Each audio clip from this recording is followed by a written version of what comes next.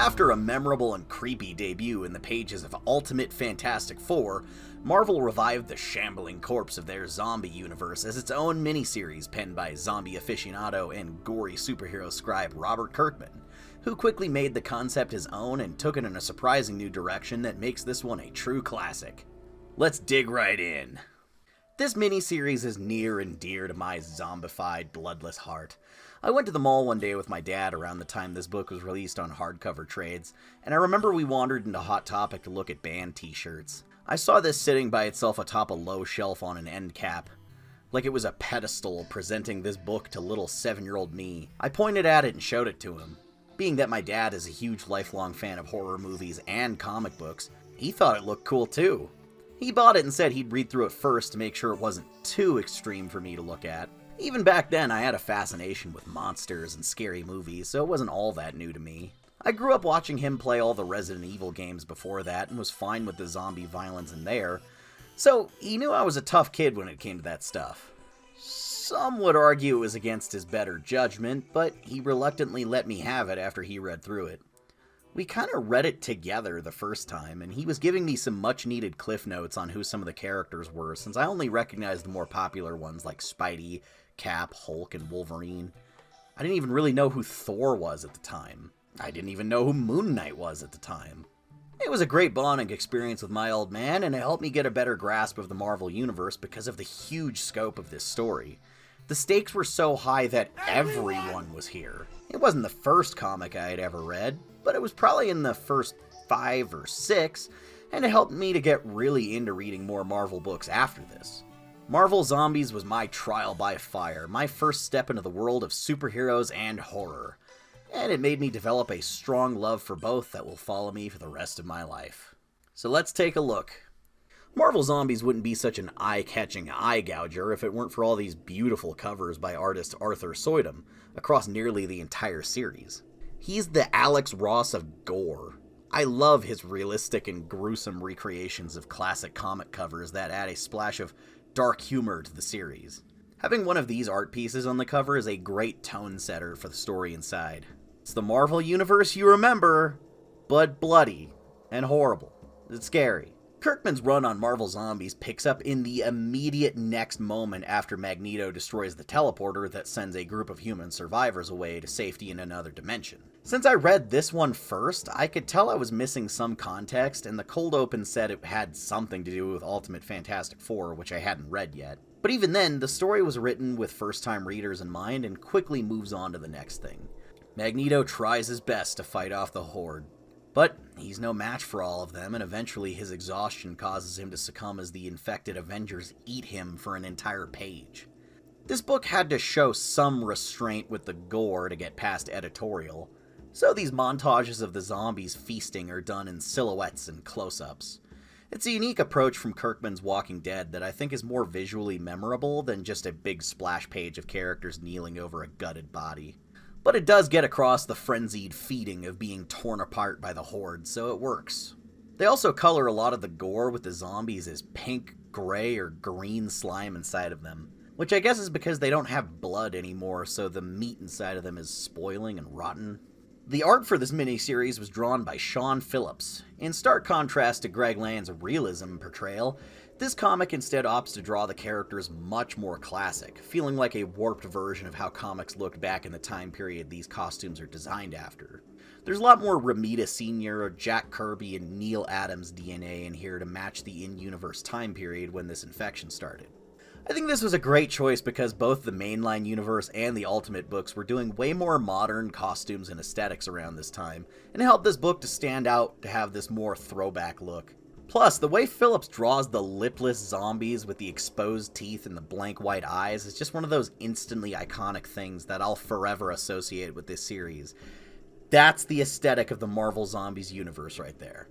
Oh, speaking of artists, I'd like to take a moment to issue a correction on Part 1. Even though it's widely misattributed to Greg Land, even appearing as a top search result when you look for his art, that funny Iron Man picture was actually drawn by Salvador Larroca, the other artist who just traces stuff from Google Images. You may know him from such works as screenshots of Star Wars with a comic book filter on top, and that's clearly just the alien NECA action figure in every panel. My apologies to Greg Land for the mistake. However, here's a panel that he did draw. So you may be asking, what the hell is this book actually about if Magneto died that quickly? He was the main survivor character. Well, would you believe the zombies themselves? Since they're still conscious and aware, the book can spend a lot more time focusing purely on the perspective of the zombies. They still retain their intelligence and personalities from before the infection, after all, but they're just crazed by hunger to the point that they lose their qualms about killing, even with innocent people.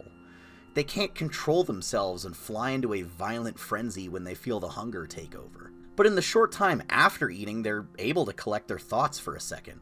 For the first time in the past 3 days of bloodshed since the infection started, the zombie Avengers are forced to sit down and reckon with the situation they're in. And that temporary lucid state allows them a moment to reflect on their actions. They've almost run out of people worldwide to eat, and now they have to actually just chill out for a moment. Spider-Man's guilt complex returns, and he's horrified at what they've become. But his conscience recedes again when he's hungry, and he's back to just being a monster. Thor can't wield his real hammer anymore and makes a makeshift one out of concrete and rebar pulled from the debris of a collapsed building. Bruce Banner and Hank Pym discuss the weird biological complexities of their existence now, since they eat without digesting and their blood doesn't pump through their bodies anymore, it just pools up in their ankles. Their insides are completely toxic and acidic, and dissolve everything they consume without creating any waste, so they can't go to the bathroom. Even bone matter melts inside of them. They can't even feel pain or die unless their brain is totally destroyed. If it's partially destroyed, that's not even enough. I appreciate that this is a lot more like the Return of the Living Dead zombie infection than the typical Romero zombies, since that is in itself pretty existentially chilling. To be a zombie and still be, like, completely aware sounds pretty horrific. Personally, I'd rather be dead than be what they are. Like, actually dead. It's also nice to get an actual explanation straight from the corpse's mouth about where the food goes for zombies after they gorge themselves on meat and bones. There we go, now we know that zombies aren't constantly shitting themselves. When people die, they void their bowels. I said when people die, they void their bowels. Kirkman takes time to really explore the gruesome details of what it's like to be a Marvel zombie. How their minds deteriorate into insanity when they're hungry. How they can't eat each other because zombie flesh tastes too rotten. There's also some interesting little details about how this universe differs from the main comics. Captain America here is called Colonel America instead, and was apparently President of the United States for a little while. It also seems the Frightful Four never encountered Galactus or the Silver Surfer before all this happened, and this is the first time the Surfer has ever been to Earth in this timeline. The order of events is kinda wonky because this is before the coming of Galactus, but Venom is also among the zombies later in that story, and Galactus was a huge part of the Secret Wars story, so it's unclear when or how Spidey got the symbiote to Earth before all this happened. Aunt May and Mary Jane both know Peter is Spider-Man before he's infected, and MJ is his wife, so that would place this in the mid-2000s, even though everyone's still dressed like it's the 1970s era. I guess stuff just happened really out of order here before all the zombie shit consumed everything. I'm not gonna say these are continuity errors, it just seems like the story of this version of the Earth is different from the one we know from the main books, and it's not completely clear how things turned out before the virus appeared. Now, I know all of this sounds really depressing. And it is, but there's a certain element of dark comedy woven throughout the book to keep it from being too unbearable. The characters are still quippy superheroes and say a lot of funny things back and forth while arguing about what to do next. There's a lot of morbidly funny moments of gore, like the zombies cutting open their stomachs and re-eating the same meat over and over before it completely dissolves, because the act of chewing and swallowing it helps them calm down and collect their thoughts. Wolverine takes a swing and breaks his arm apart trying to claw Silver Surfer's unbreakable skin because he can't heal anymore and his body is partially rotten. Step aside. This one's mine. Crap. Can't think of what I'd rather have more right now. A healing factor strong enough to fight decomposition, or adamantium liquids to hold these bones together. Such a waste. Spider-Man's desperate calls for everyone to recognize the existential madness of their current situation is played for comedy, with Luke Cage often telling him to shut up. The zombies are all so evil now that they act really villainous in an almost comical way, talking about how they want to trick survivors into coming out of hiding by pretending to be a rescue party in the Avengers Quinjet. It's so bleak and f***ed up that it wraps around into being funny and absurd again. I think Kirkman made the right choice to handle it this way, because this same material in another writer's hands would have probably been played way more serious, and would have been so depressing it wouldn't have even been fun to read. Imagine if Garth Ennis wrote this. Apparently Kirkman intended Luke Cage to be the only surviving hero left in the world because of his impenetrable skin when he was drafting his initial pitch for the series. But he saw that Luke Cage appeared multiple times in the Ultimate FF arc as a zombie and had to pivot. The main human hero of this series instead is Black Panther, who is surprisingly still being kept alive by Zombie Giant Man so he can have a fresh source of meat to come back to. This is pretty much the only plot point that the What If episode decided to adapt, which is a little disappointing considering how crazy the rest of the story goes. T'Challa escapes when his sedative wears off, while the zombie Avengers consume Silver Surfer and discover that eating him gives them the power cosmic. At first they try to cook and eat most of the other zombies and whittle down the number of infected heroes substantially until it's pretty much just the ones from that page at the end of the Fantastic Four arc. Turns out, even if they cook the zombie meat, it doesn't taste good. And then they cut the zombie populace even further in a giant battle of zombie heroes versus zombie villains, ending in the arrival of Galactus, who was not expecting any of this shit today.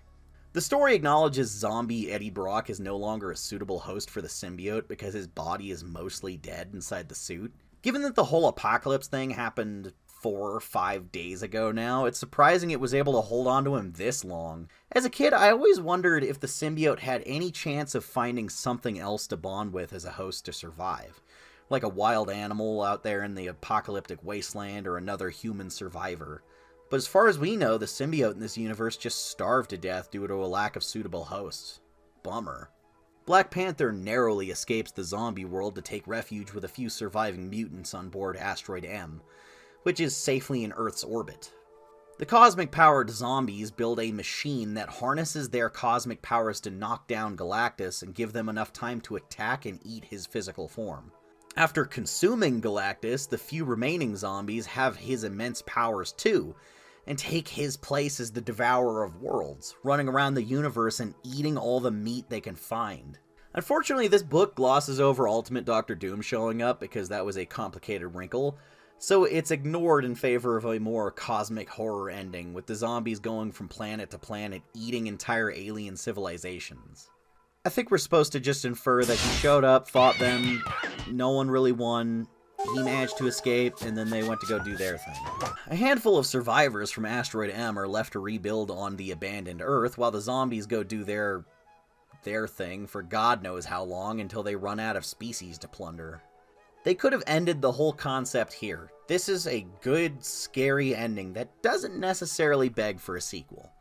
This seemed like a really good stopping point to punctuate the whole gruesome ordeal, but Marvel Zombies became a big hit and was in high demand for a follow-up.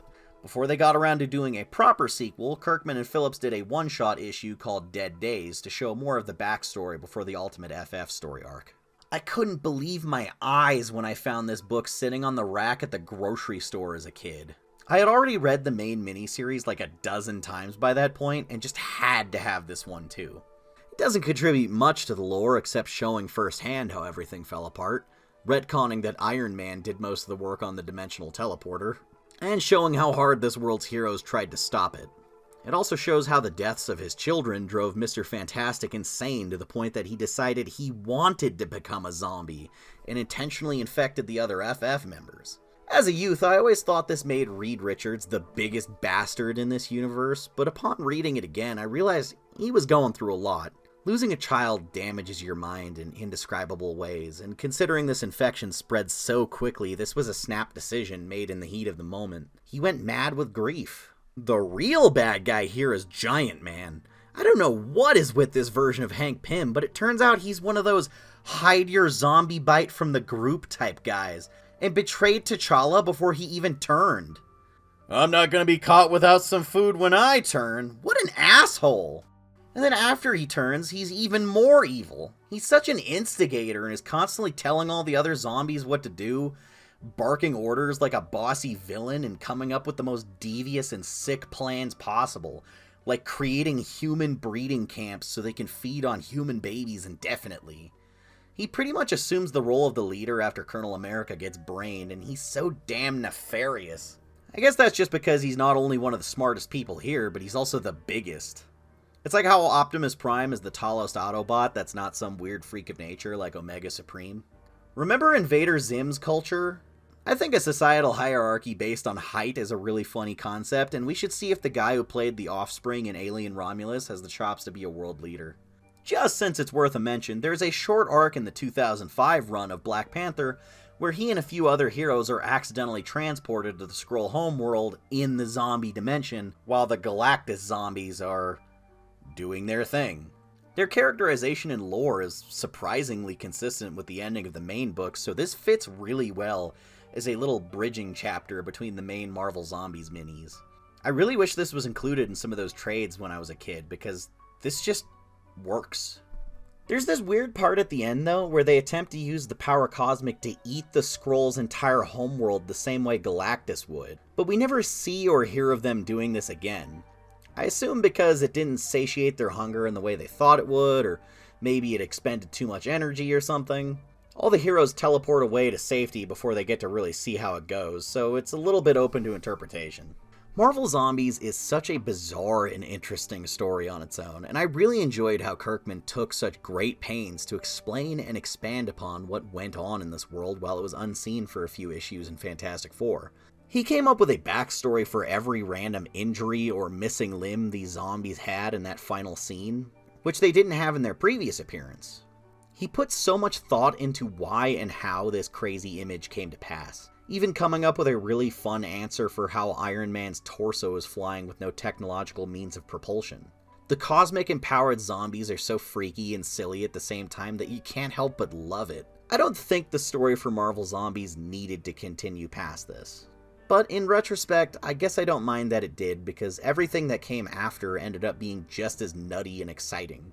And we eventually got an even better ending for their series than this one, if you just sit through some of the low points on the way there. More zombies on the way, true believer. Rev up your chainsaws, because it's gonna be groovy.